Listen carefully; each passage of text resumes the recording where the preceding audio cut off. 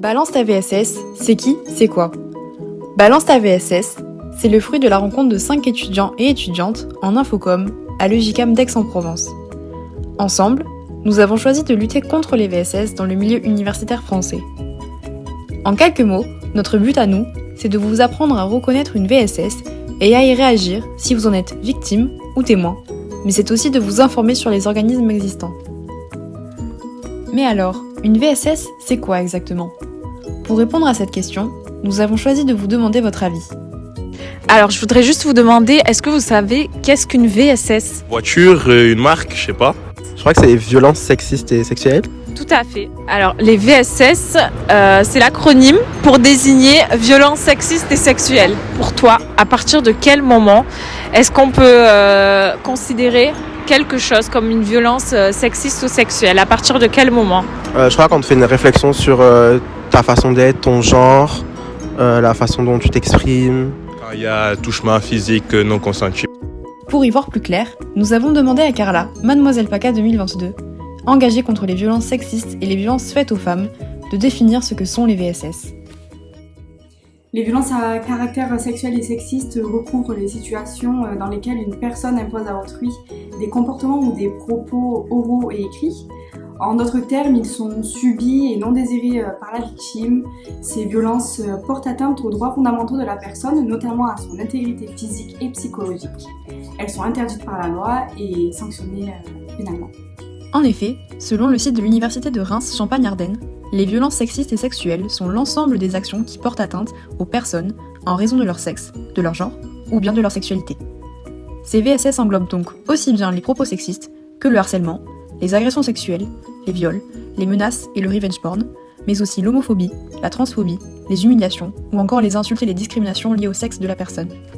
Selon l'organisation Nous Toutes, il est possible de classer ces VSS selon les catégories suivantes.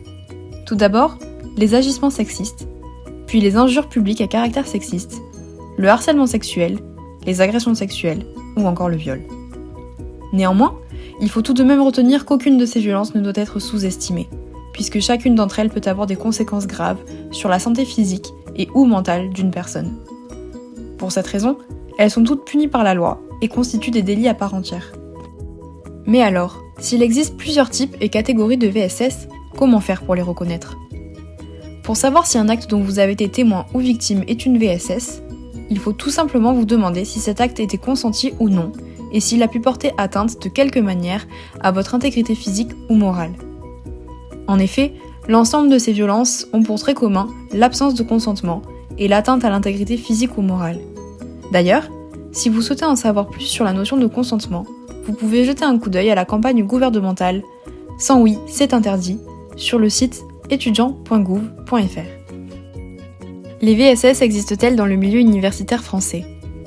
L'existence de ces violences dans le milieu universitaire est souvent peu soupçonnée, mais elle est bien réelle. Les victimes de VSS restent trop souvent dans le silence, notamment à cause du manque de connaissance des aides mises en place. Selon l'étude de l'Observatoire étudiant des VSS, menée en 2020, on remarque que 34% des étudiants et étudiantes déclarent avoir été victimes et ou témoins de VSS durant leurs études, et que un quart d'entre eux ne connaissent pas les structures de prise en charge existantes. De plus, seuls 11% des victimes de VSS indiquent ne pas avoir informé leur établissement des faits subis ou constatés, alors qu'une étudiante sur 20 déclare avoir été victime de viol durant ses études. Mais alors, comment réagir face aux VSS en tant que victime ou témoin? Tout d'abord, je ne reste pas seule et j'en parle autour de moi, à une personne de confiance. Ensuite, je collecte et conserve des preuves, comme par exemple des mails, des SMS, des photos ou des captures d'écran. Je peux aussi écrire un récit circonstancié des faits, avec la date, l'heure, l'endroit, le nom des témoins, les gestes posés, les mots prononcés, les sentiments et les réactions. Enfin, en tant que témoin, je me rends disponible pour accompagner la victime dans ses démarches et l'orienter vers les personnes ressources. En plus de ces premiers conseils, nous avons voulu redemander à Carla, notre Mademoiselle PACA 2022, engagée dans les violences sexistes et sexuelles, comment réagir et lutter contre ces VSS. Alors pour lutter contre les VSS, on a le 3919 qui est le numéro d'appel pour les violences faites aux femmes. On a les dispositifs de lutte contre les VSS. On peut également retrouver des vidéos sur YouTube et on a également des centres d'écoute dans la région. En effet, pour trouver de l'aide et une écoute adaptée, vous pouvez soit vous tourner vers des dispositifs nationaux internes ou non à votre campus, comme par exemple la plateforme étudiant.gouv, l'Observatoire étudiant des VSS, la plateforme d'écoute Stop Violence aux femmes au 3919, la plateforme gouvernementale de signalement Arrêtons les violences, ou encore appeler le 114 et le 17.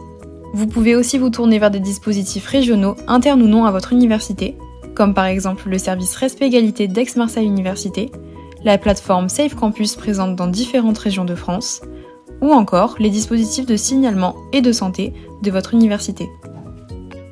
Carla, encore quelques mots avant de clôturer ?